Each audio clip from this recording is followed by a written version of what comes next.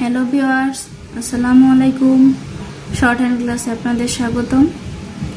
সেদিন আপনাদের কিছু ব্রিফ শিখাইছি, আজকে আবার কিছু ব্রিফ নিয়ে হাজির হলাম।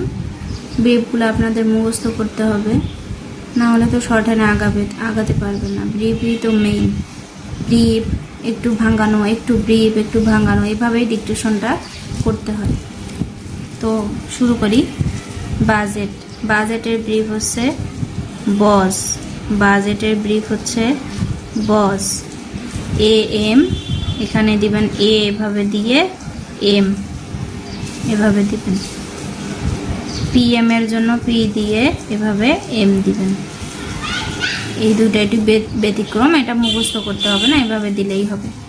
Company comp, company comp, company comp বা কমপ, আপনারা যেভাবে মুখস্থ করতে পারেন। ওয়ার্ল্ডের ব্রিফ আপনারা শিখবেন এভাবে, ডাব্লিউ। ওয়ার্ল্ডের ব্রিফ শিখবেন এইভাবে, ডাব্লিউ দিয়ে, একদম ডাব্লিউ না, এটা হচ্ছে এরকম ওয়ার্ল্ড। এরপর ইংলিশের ব্রিফ হচ্ছে ইং। ইংলিশের ব্রিফ হচ্ছে ইং।